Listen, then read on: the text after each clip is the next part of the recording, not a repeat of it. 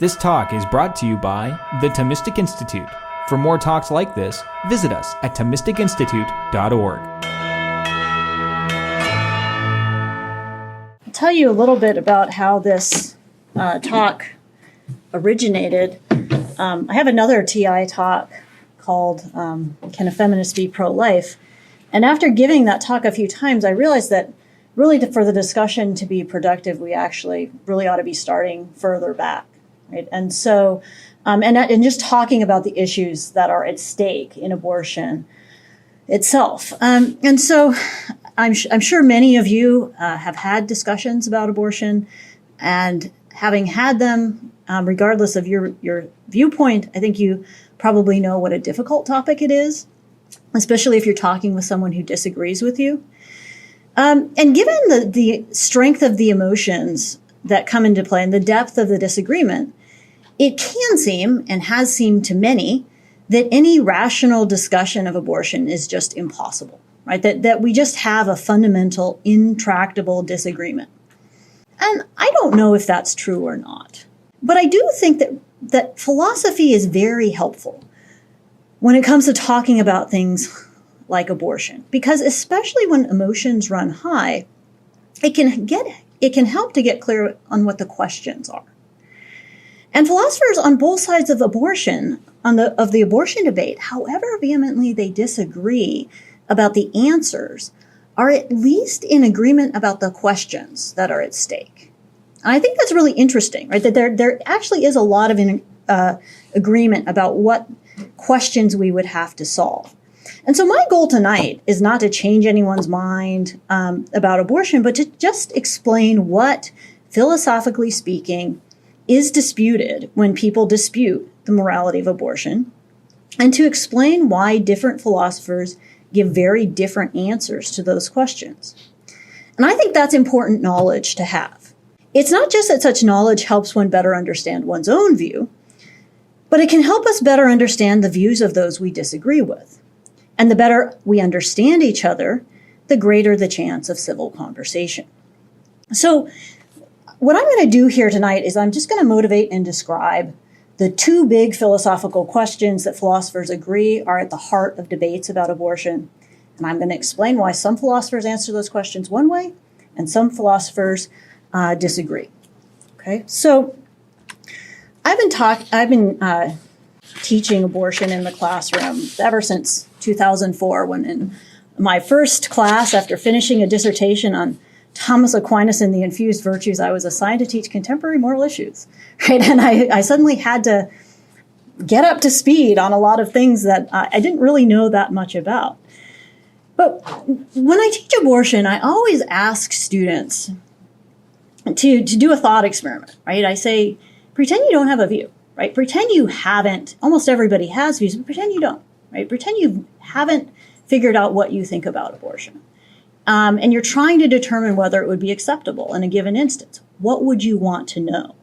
And in 18 years of asking this question, I always get the same answers, right? And they kind of fall into two groups, one of which has to do with the fetus, one of which has to do with the woman, okay?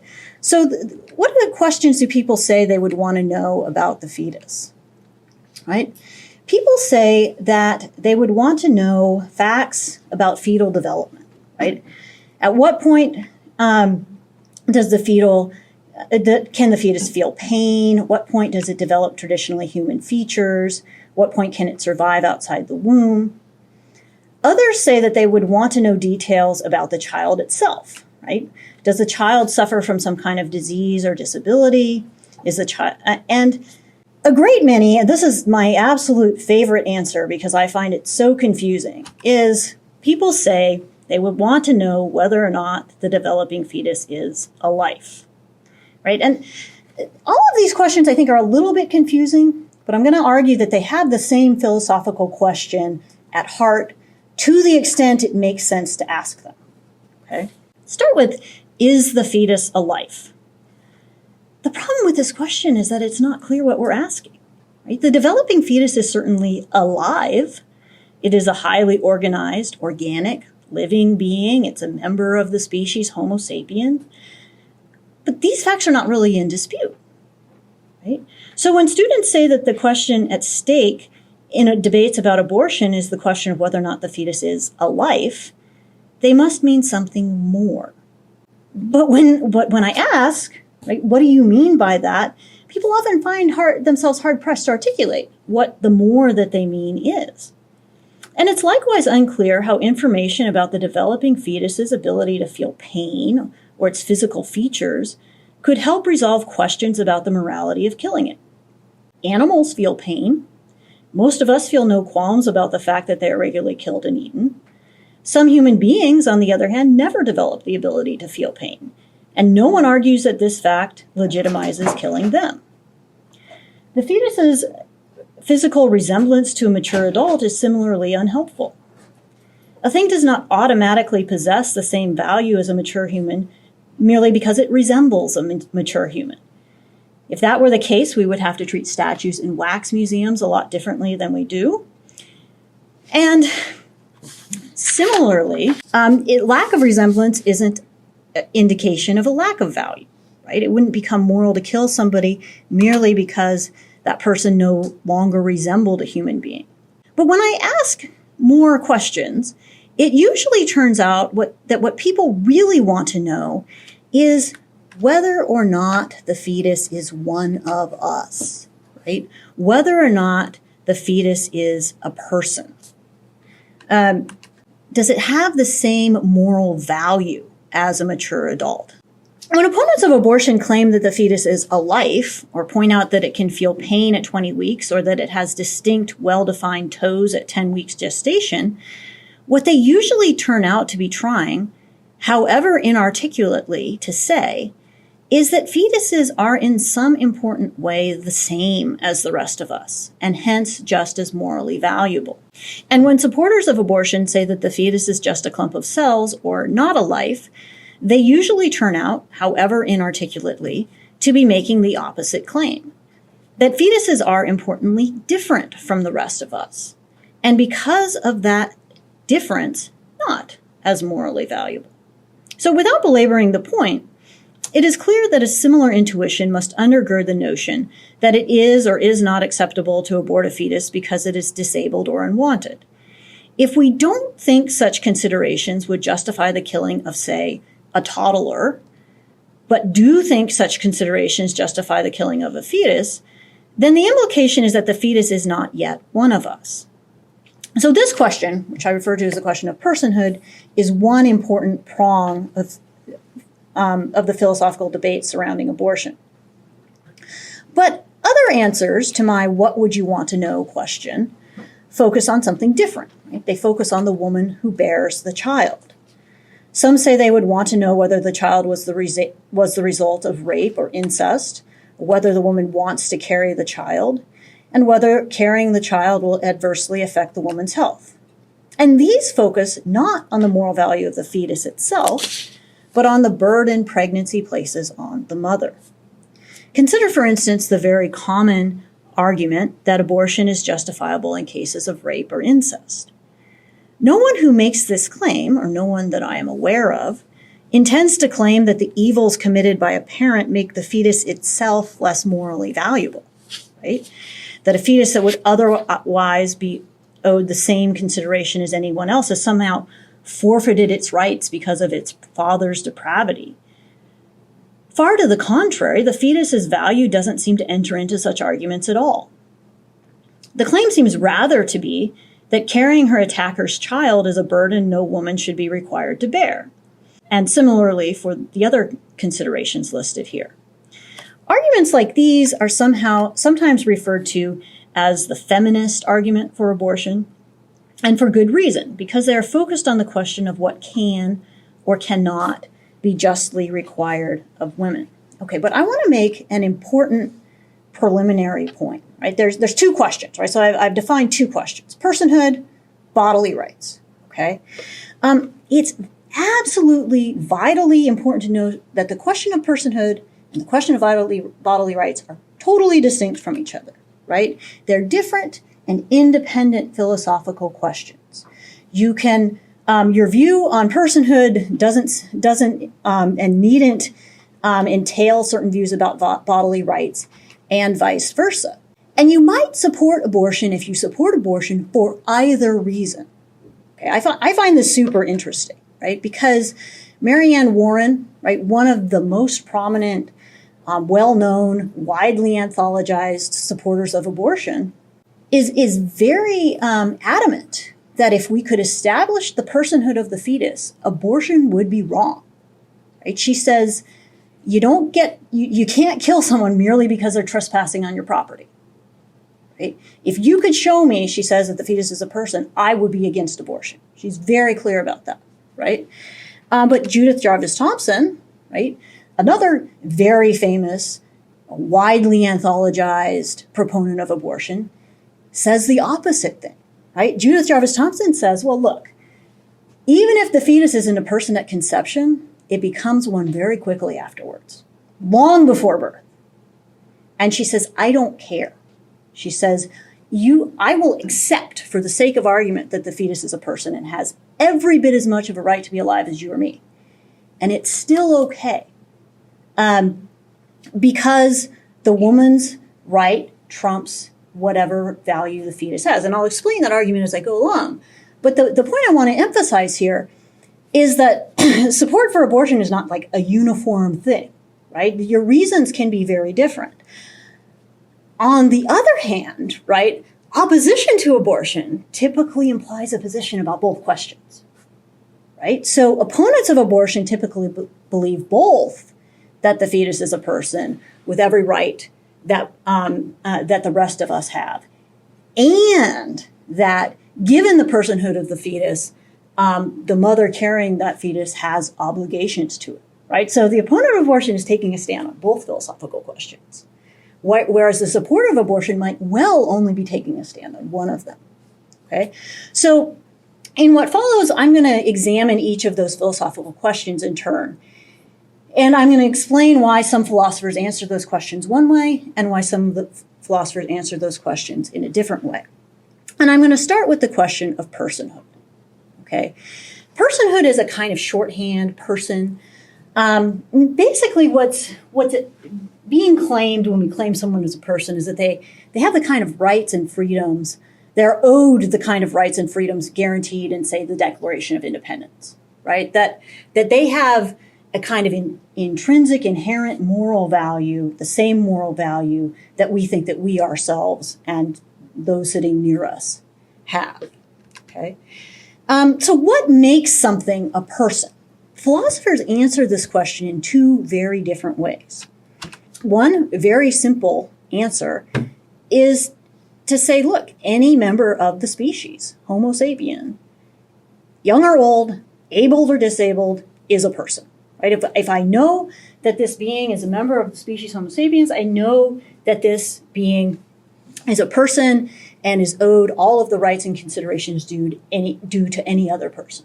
A rather different answer is to say, no, being morally valuable, being the sort of thing that is owed the rights and considerations outlined in the Declaration of Independence, requires the possession of certain characteristics that not every member of the human species has, okay? I'm going to look at answer number 2 and explain why some people find answer number 2 deeply intuitive, and then talk about some consequences of answer number 2, and then go back and look at answer number 1. So let's look at what answer number 2 claims. So answer number 2, right, is that our philosophers who defend answer number 2 typically maintain that the fetus is not a person at the get-go, right? Doesn't have moral value at the get-go, but that something happens in the process of development. And after that something happens, that person, that human being becomes a person. Okay, so on this view, if you want to see it in a Venn diagram, right? If you think members of the human species is the yellow circle and persons is the blue circle, they overlap, but they don't coincide, right? Some human beings are not persons. There might potentially be persons who aren't human beings, and some are. And the task for this view, of course, is going to be to explain the change, right? So defenders of this view think it's somewhat obvious that this fertilized egg, right, a zygote shortly after conception, they think it's obvious that this is not something that has moral value. They think it's obvious that this is something that does have moral value, right? Well, that means that something changes along the way, right? And that means also that we are going to have to specify what changes along the way. Because the view is that up until a certain point, destroying this thing is morally innocuous, right? I might be swatting, it's like swatting a fly, stepping on an ant. It's not a big deal. But that after that thing happens, whatever it is, if I take that thing's life, I've committed murder. I should go to jail, probably for life, right? And that means something momentous happens, right? Something really big has to happen to get us from the blue to the red, right? And size isn't going to do it, right? Most philosophers willingly acknowledge that size isn't going to do it, appearance isn't going to do it, right? It doesn't become murder just because something got bigger, right? Something important that changes something's moral status has to happen. And so most philosophers who defend answer number 2, in fact, all philosophers that I know of, focus on the development of rational agency, right? They argue that the line gets crossed when a thing develops a sufficient amount of rational agency, okay? And the support for this is just really an appeal to intuition, right? What makes you think something is valuable? You think it's valuable based on what it can do, okay? If we dig a little further, right, we actually need to look at the criteria, like what amount of rational agency is enough, right? You're going to have to get specific. Different philosophers give different answers to this. So Marianne Warren says, a thing's moral value depends on the degree to which it possesses self-concepts, self-motivated activity, the ability to reason, right? Michael Tooley, another defender of this view, says, you have to be able to know what life is and desire it in order for it to be wrong to kill you. Okay, both of these proposals end up giving us about the same scale. Okay, so if we have a scale of increasing moral value, and we have our zygote on the one side and our mature human being on the other, and we have our kind of, it's not showing my little gray area that I had, but that's okay, I don't need it. The idea is if we take some point in this line, right, some stage in the development of an embryo, we compare what it can do to what other things can do, right? So, for instance, this little fish, does it have a self-concept? No, right? Does it have an ability to reason? No, right? Does it have self-motivated activity? Well, I mean, sort of, but it doesn't have the kind of thoughts and things like that. So, not very wrong to kill a fish, doesn't bother us a lot. And so on this view, any developing human being whose abilities are akin to those possessed by a fish has a similar moral value, and the wrongness of killing it would be similar, okay? Dog, right? Dogs score considerably higher on these tests, still not super high, right? But higher. We feel worse about killing dogs than we feel about killing fish. Right? Okay. But if we're assessing moral value on the basis of the test, right? Newborns are below dogs. They're not, I mean, they may be around the same as a fish, right? I mean, newborns don't reason. They don't have self-concepts. They don't have self-motivated activity, right? You guys are probably too young to remember Coco the gorilla. She used to have AOL chats. She knew some words. She's going to score a lot higher on this test, right? Because she knows some words. I wouldn't say that she had self-concepts. We could debate that, but she scores higher on this test than a dog.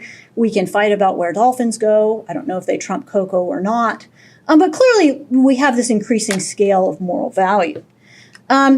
And then at some point, but all of these still aren't things that we're unwilling to kill, right?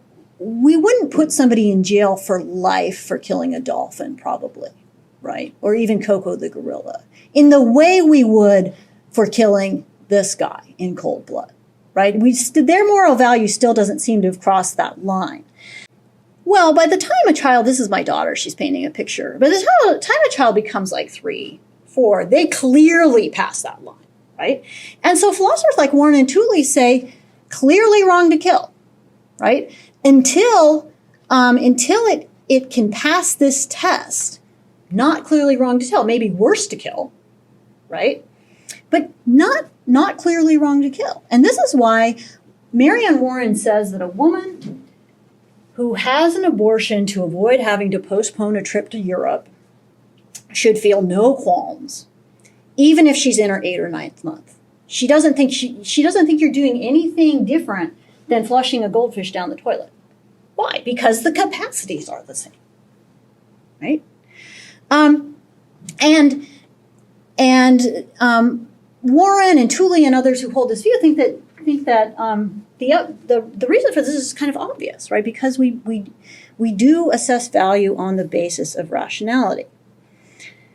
But I think it's also important to understand what this view commits us to, right? If we're going to assess moral value on the basis of our ability to pass the rationality test, right? It's important to understand everything that's tied up in that, right? So this answer claims that moral value depends on the present possession of certain properties, right?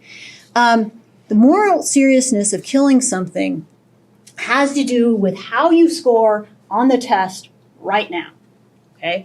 And that means that personhood can be gained and lost. Right? Think about somebody who is in a coma, not going to pass the test. Get out of the coma, pass the test. Get back in the coma, don't pass the test, right? The very young, right? I mean, it wasn't a fetus in that picture that had the same value as the fish, right? It was a newborn, right? The very young, many of those who are elderly, the severely mentally disabled, will not qualify as people on this view, right? And a very smart computer might someday qualify as a person. And it's important to notice that on this view of personhood, you get the result that the fetus is not a person. But there's no way of getting that result without also looping in the elderly, the severely mentally disabled, the very young. You can't just get the fetus in. You got to get everybody else in too, right? Because anything that scores poorly on that test is going to be okay to kill, right? Some philosophers who defend this view think it's a problem. Some don't, right? Marianne Warren tries to get out of it. Tooley says, yeah, our moral intuitions are just screwed up, right? We shouldn't feel bad about killing newborns. They can't think, right? We shouldn't, maybe by the time you get a year or something like that. But so that's a necessary consequence of answer number 2, okay? All right, so let's now flip and look at a different answer, right? At a different account of personhood. And this is the view that rationality is going to be what I call normative. Michael Gorman, who was here a few weeks ago, he actually wrote a paper about this. His example is a woodpecker. I'm going to use the example of a dog. Of dogs. So you look at that animal in the picture, right? That animal has 3 legs. Is it a dog? You think I'm stupid for asking whether it's a dog? I mean, why would I even ask whether it's a dog? Well, look, dogs are supposed to have 4 legs, right? If I asked you what a dog was, 4 legs would probably figure prominently in your answer, right? The having of 4 legs. It would be up there. That does not have 4 legs. And this is where people get annoyed with philosophers, right? Because you say, yeah, okay, it doesn't have 4 legs, but it should have 4 legs. It would have 4 legs, right? Something went wrong, right? But it ought to have 4 legs. And if something counts as a dog simply because it ought to have 4 legs, then that's clearly a dog, right? And in philosophical speak, we call having four legs a norm for being a dog, right? It's a norm. It's something that ought to be true of dogs, just like having a certain number of teeth ought to be true of human beings. Most of us don't, right? But there are certain characteristics that are normative, right? And having four legs is what we call a norm, okay? Now, if you understand rationality to be normative and importantly related to moral value, you get a very different answer than you get if you take rationality to be something you have to possess right now to have moral value, right? Because answer number one says that a person is a being for whom rationality is normative. You're a person if you ought to be able to express reason in actions at the appropriate point in time. Not if you can, right? But if you ought to be able to. And so on this view, anything that ought to be able to exist rationality will have moral value. And so if we put the same point differently, assessments of value on the normativity view, right? Assessments of value are based on the kind of thing you are, not on what you can do, right? So if you take that account of moral value, you got the fish, you've got the newborn, you just can't even compare them, right? Because they're just completely different kinds of things, right? And they're subject to completely different norms, right? There's just not, I can't say anything about the value of the human being by pointing out that it can only do the things guppies do right now. It's just not relevant because the infant, rationality is normative for the infant in a way that rationality is not normative for a fish, okay? So why choose one view over the other? I think this is really important to notice. Both views, both answer number one and answer number two, think rationality is fundamental to moral value. Right? Both views think that rationality has a great deal to do with moral value, but they understand the importance of rationality differently. If you tie moral value to presently possessed rational ability, right? Those who do, they say, well, we just do, right? Marianne Warren says, pretend you landed on a planet and you were trying to figure out if it was okay to eat the aliens. What would you think about? You would think about whether they could talk, right? And then you wouldn't do it, right?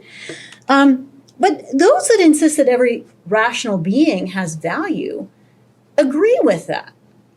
But they simply maintain that our intuitions about a thing's value stem from the kind of thing something is and not from what it can do right now, right? So if you think of the space explorer example, yeah, if I traveled to another planet and I found out that this alien could talk and build space shuttles and cars, I wouldn't need it, right? I probably would think it was wrong. But if I found something that failed the test and then realized it was a baby version of something that could do all of those things, I would probably still feel bad about eating it, right? And most of us would feel worse about killing a dolphin than we would an ant. But we would still probably also feel worse about killing a baby dolphin than we would an ant, right? Even if the baby dolphin couldn't pass the test, right? So both sides are appealing to intuitions. The difference is how deep the intuition goes, right? Is our intuition about value based on kind, or is it based on presently possessed capacity? Okay, so now in order to move along, I'm going to turn to the other big question in the abortion debate, which is the question of bodily rights, the question of what I owe other people. This question is in some respects more pressing than the personhood question, because I think most people recognize that personhood is really thorny and difficult, right? And I think most philosophers, many philosophers, realize that personhood, membership in our species, either has to begin very early, right? Or it has to begin not until, right, if you're Michael Tooley or Marianne Warren, long after birth, right? So you either have to loop in infanticide and all kinds of other stuff, or you have to go with answer number one, okay? But some philosophers, most famously Judith Jarvis Thomson, say, look, personhood is irrelevant. What's relevant is whether your rights are being imposed on, right? Do I owe something? Do I owe it to somebody else to save their life, even if it's going to greatly inconvenience me, right? And again, you get two very different answers. Some people, answer number one says, yeah, we are sometimes obliged to make sacrifices, even very significant ones for others, whether we signed up for them or not. Right? That's one answer. Another very different answer is that I don't have obligations to others that I didn't sign up for, particularly where my body is concerned. And again, I'm going to start with answer number two, and then look at some consequences of answer number two, and then explain answer number one in light of answer number two. Judith Jarvis Thomson has a very famous thought experiment, the example of the violinist. And the example goes like this, right? You wake up and you find out that while you slept, the Society of Music Lovers kidnapped you, hooked you up to a famous unconscious violinist. The violinist is innocent, had nothing to do with it. And the violinist happens to have this rare disease that only your blood can cure. So you have to be hooked up as a kind of human dialysis machine to the violinist for 9 months. Then he'll recover. If you disconnect yourself before then, he will die. Okay, and Thomson says, are you obliged to remain hooked up? Can you unplug yourself and walk away? And she thinks it's obvious that you can unplug yourself and walk away, and consequently that you're that it's legitimate for you to do similar things in analogous situations. And very clearly, as she herself says, the example is designed to be analogous to a woman who finds herself pregnant due to rape, right? So, and unplugging the violinist is supposed to be analogous to abortion.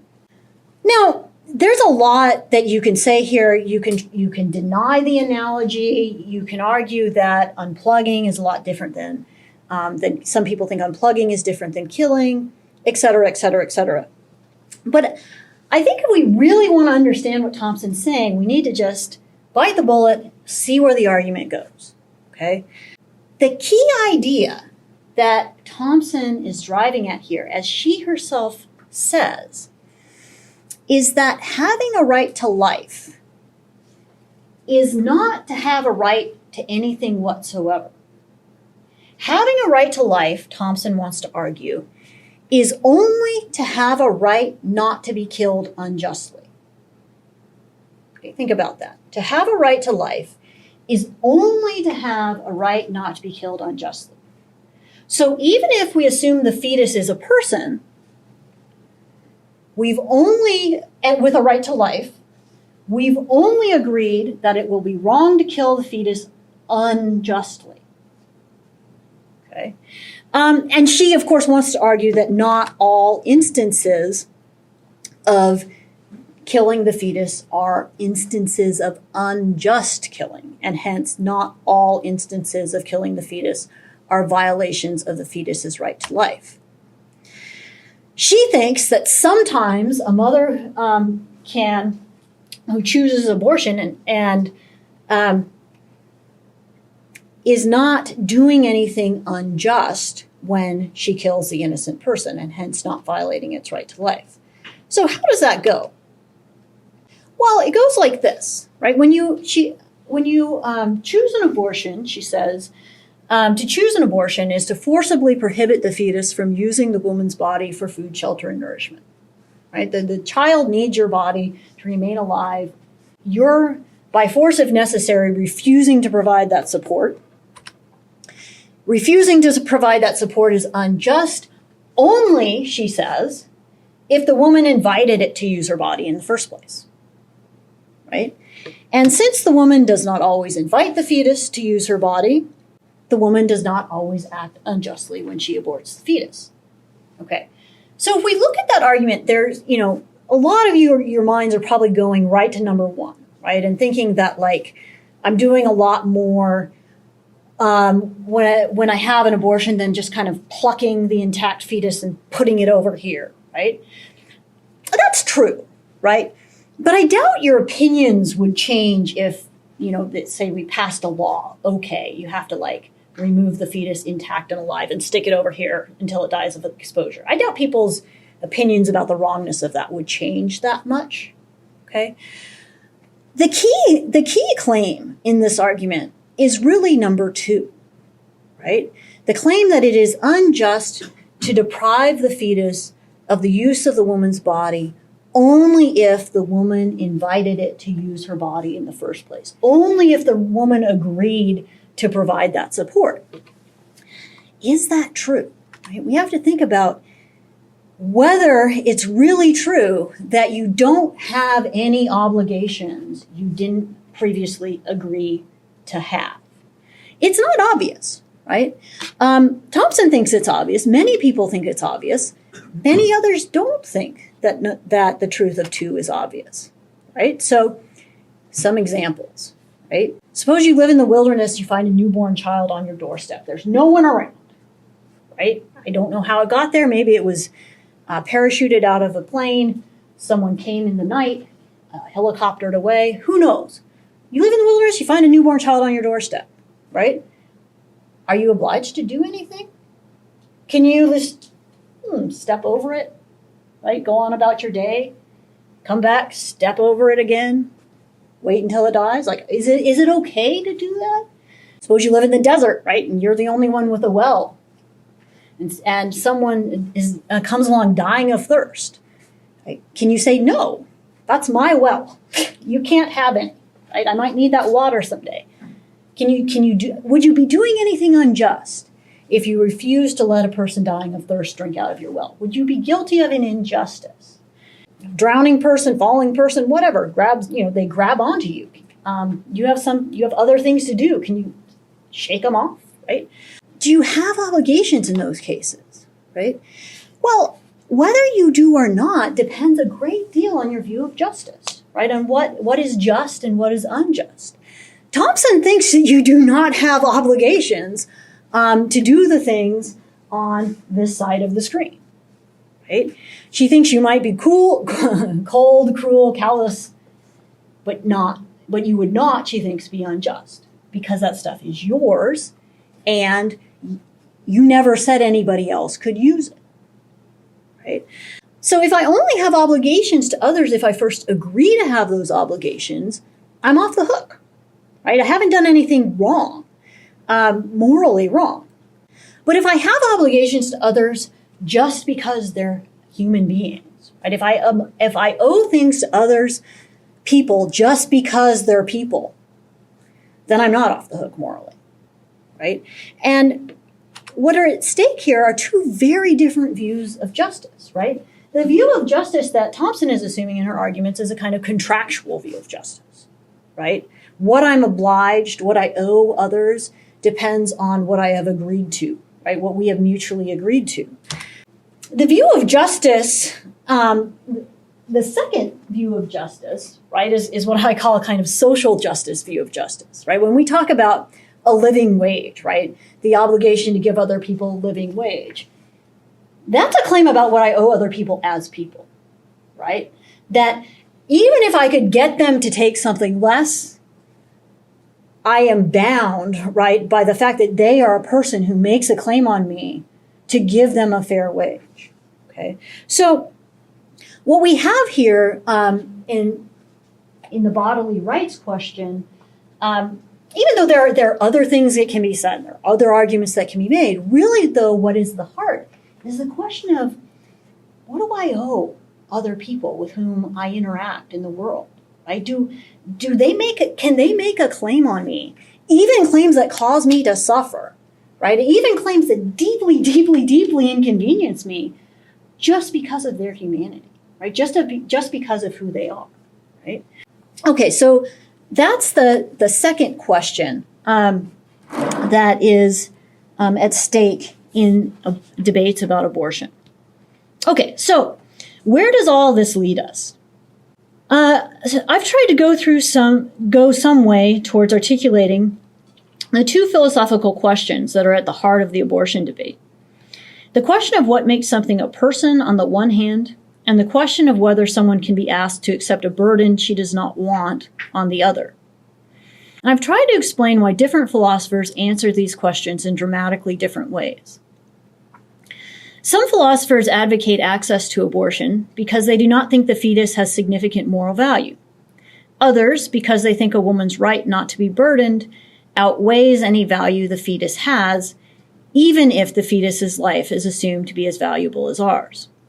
But as should be clear from what I've said above, to oppose abortion is to commit oneself to a significantly more substantial view, namely that the fetus has the same moral value as a mature adult, simply in virtue of being the kind of thing that it is, and that one has obligations to persons simply because they are persons, even when it causes considerable inconvenience to oneself.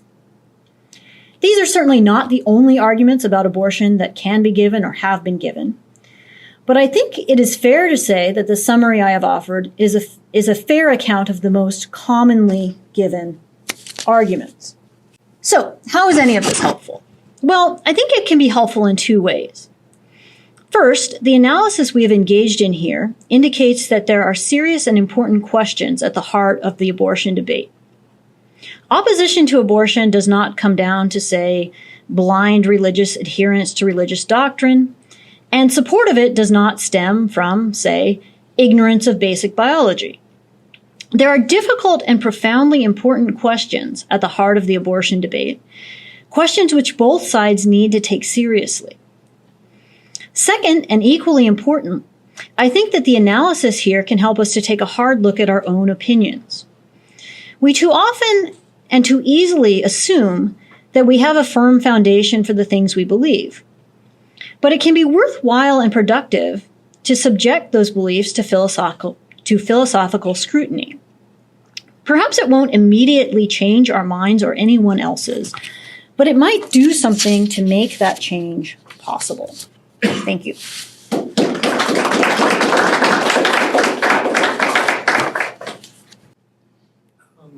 I'm probably going to hardball you, but sure. So if you have the choice between saving 1,000 fertilized eggs or a newborn child, which would you save and why? So this is one of those thought experiments, and I like thought experiments, right? But I think it's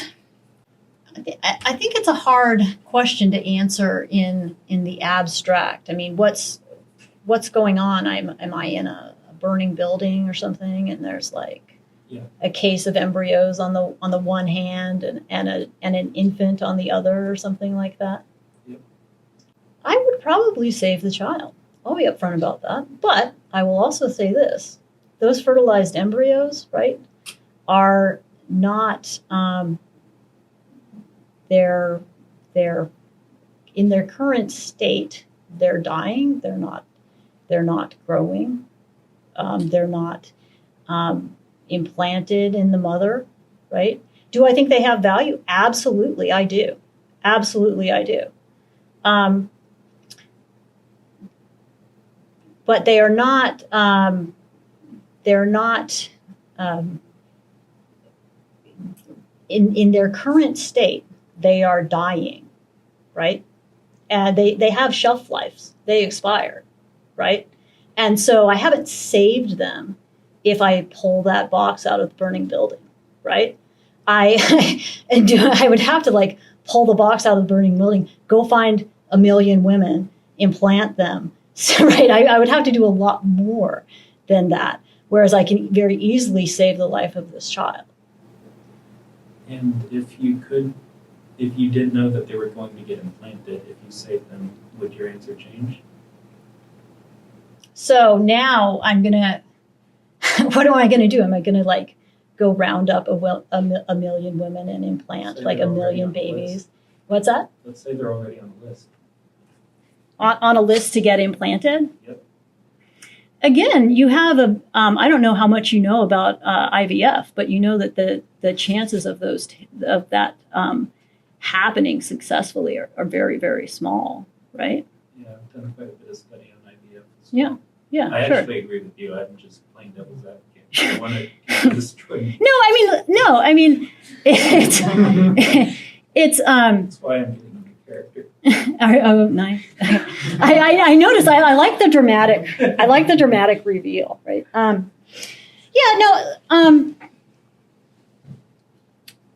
I would save the child. I don't think that there is an incompatibility with me saying that I would save the child, and anything that I've said here.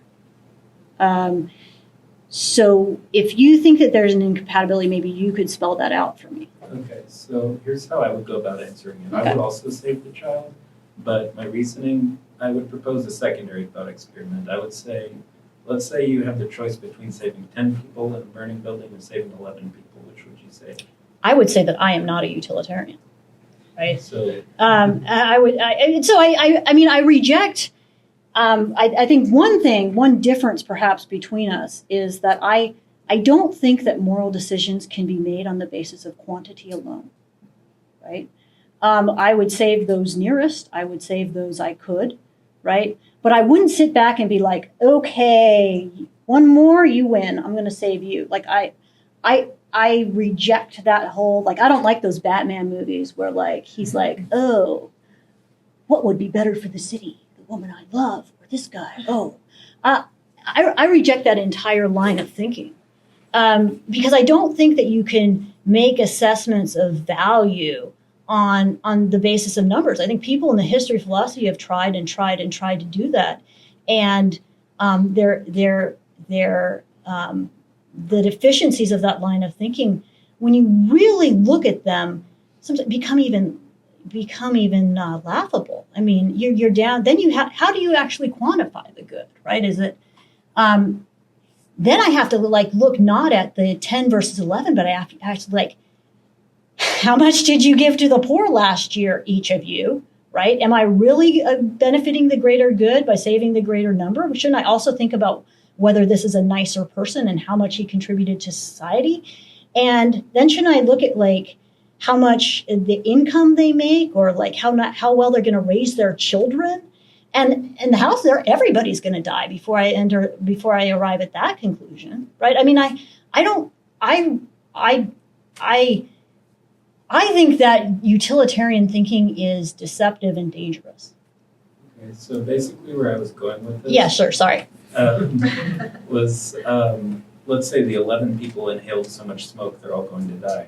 The 10 people, well, they're going to be just fine if you save them. It's a much easier decision from a utilitarian standpoint. But I mean, even not taking those things into account, the fact that you would have chosen to save 11 lives in the first scenario versus 10 lives in the second scenario, that doesn't mean that 11 lives in general are worth more than 10. Sure, yeah, but I mean, so at the risk of bringing in yet another hotly contested philosophical idea, I mean, I think when these situations come up, the principle of double effect becomes relevant. I don't know if you accept or deny the principle of double effect, but the principle of double effect is the view that sometimes it can be acceptable to do things that will affect people adversely when you don't intend those consequences, right? So I'll give you an example that I agree with. Okay, if people there are two people in an emergency room, right, and or I have one dose of medicine, right, and I have to choose who to give it to, right. I might choose to give it to the person who it would cure instead of the person who it would stop from dying for a minute, right? Now, okay, am I therefore a utilitarian? Well, not necessarily, right? Because I know that if I give it to the person whose life will be saved, the other person won't. But I don't see choosing the one person choosing to save the one person as thereby choosing the death of the other person, right? I choose to help the person I can help, and I choose to do the most good I can. But that doesn't mean I'm deciding to kill the other person or something like that. So I agree, right? Sometimes you do have to make decisions, and sometimes a factor in those decisions will be where you can do the most good. But I don't think that agreeing to that makes me a utilitarian. Okay, so I think that's a pretty good answer. I would have answered it slightly differently. I think I consider myself more utilitarian, but I'm still a moral absolutist when it comes to this. But that's a little bit different from how I would have answered it, but I think you did a good job. Well, thanks. Yeah, thanks. I mean, it's a great question. So I've never been asked it before, but thanks. You're welcome.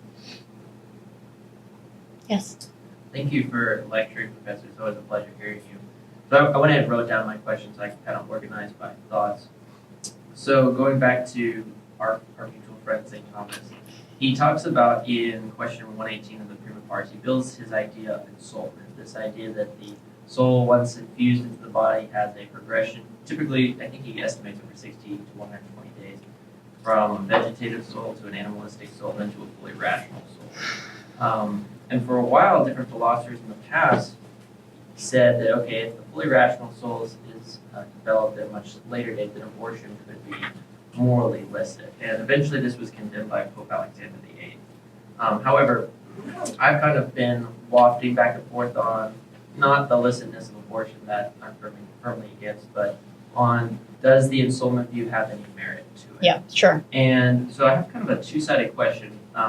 One, what is your personal thoughts on ensoulment? But then two, if a theologian was to hold on to the ensoulment view and also hold that abortion is morally or is immoral, would this be due to your normative claim? Okay, good. Great. So, really good question. So what he's talking about, of course, is the what's known as the theory of delayed harmonization, right? And what's at stake in what's at root, what the principle that motivates the claim, right, is a principle that says that a form can only inhere in fitting matter, right? And the claim would be that that there is not matter fit to receive the form of a rational soul until that matter is significantly sophisticated to receive the form. So it's not the case that like you would actually have to be able to think, right? But that the body would have to be sufficiently developed. Now, just to give a bit of context to, or a kind of a bit of additional information. So Aquinas held views about delayed harmonization. Many others, including priests, Father Wallace, thought that the theory of delayed harmonization was true. And you're right, except thinking that delayed harmonization is true does not automatically mean you therefore accept abortion, right? Well, why not? Because, right, on the Catholic view, you don't interfere with life, right? I mean, you don't interfere with the creation of life. So it wouldn't be, if you think a delayed harmonization is true, that prior to 40 days wouldn't have a rational soul. Doesn't, right? It has the pre-stage of the rational soul, right?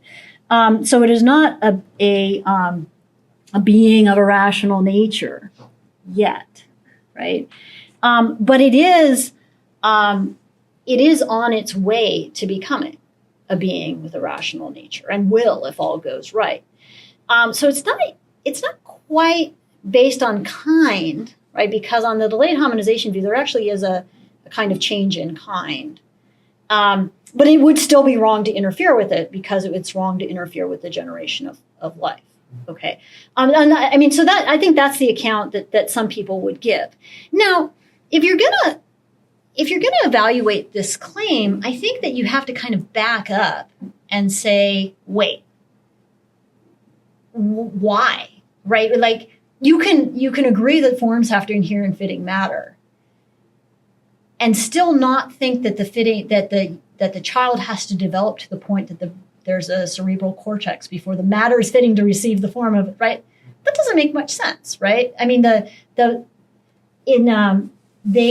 fertilized egg, right? When the sperm fertilizes the egg and it divides in two, that is already becoming, right? The information of everything a rational human being will have is already there.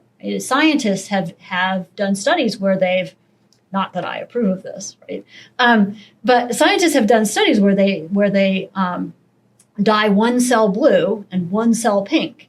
And all of the pink cells go on and form the placenta, and the blue cell goes on and forms the fetus, right? It's very sophisticated from the get-go. All that information is there. And so it's not clear to me why you can't say that the matter is from the very moment of conception suited to receive the form of rational nature. It takes, right, because it's not like you never have matter just sitting around. It's not like you have the statue of the person and then the soul like gets dropped in. The soul makes the matter what it is, right? And so it's a view of Aquinas that's a view that comes from a view of Aristotle's. And I don't really understand why either one of them thought it was so important, if that's any answer.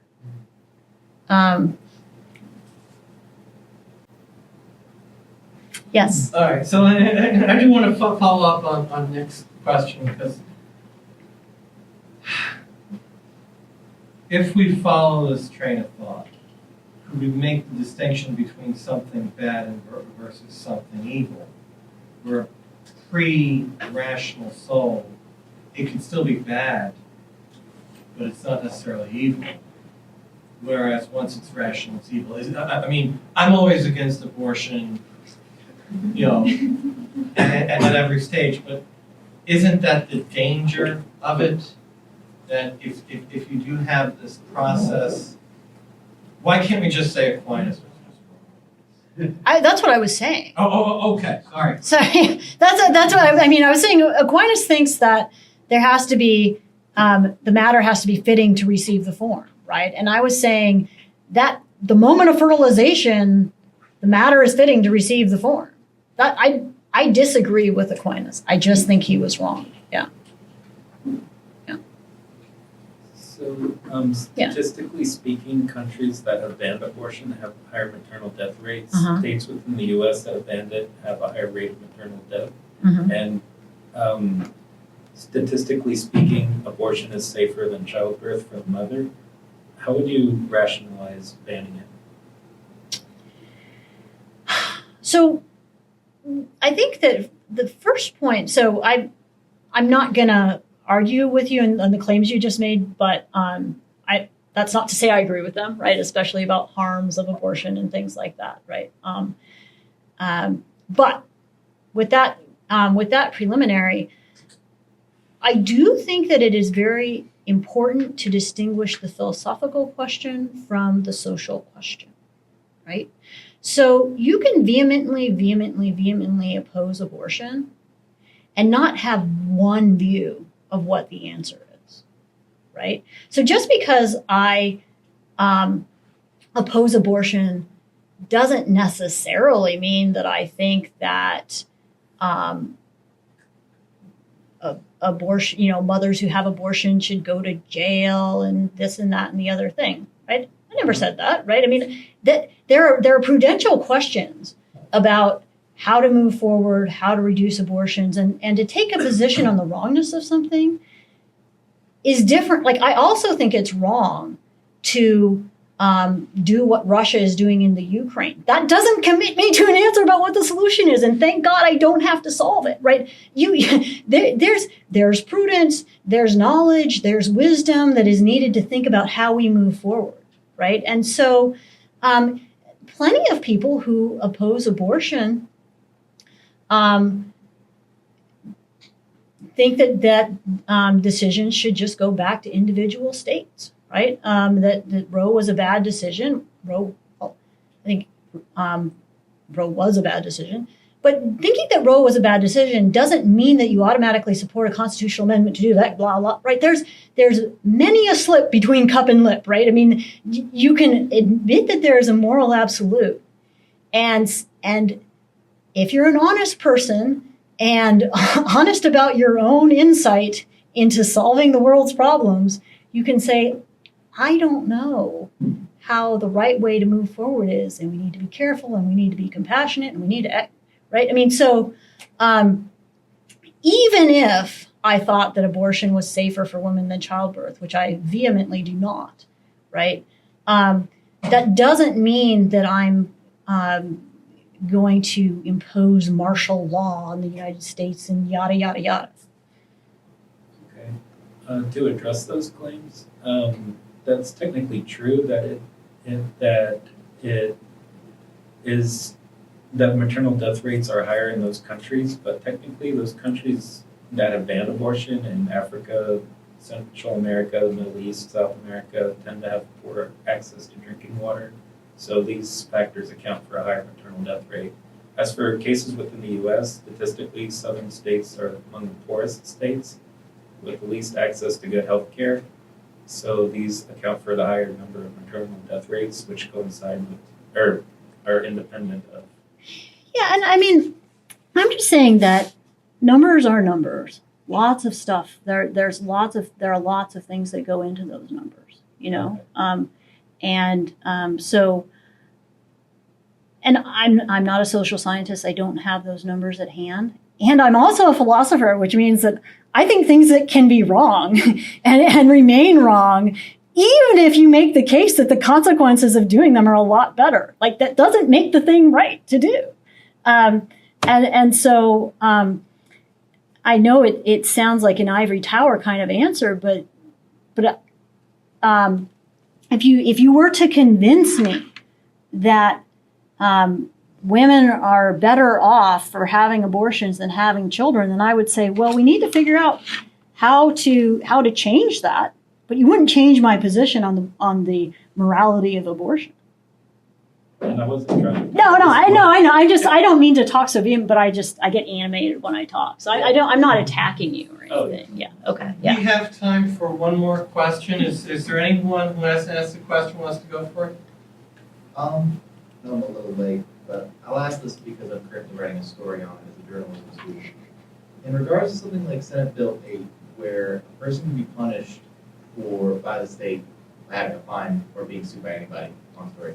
But essentially, if we assume that abortion is morally wrong, is it morally wrong on part of anyone who enabled that abortion? Like, say the doctor who performed it, or say somebody who drove them there?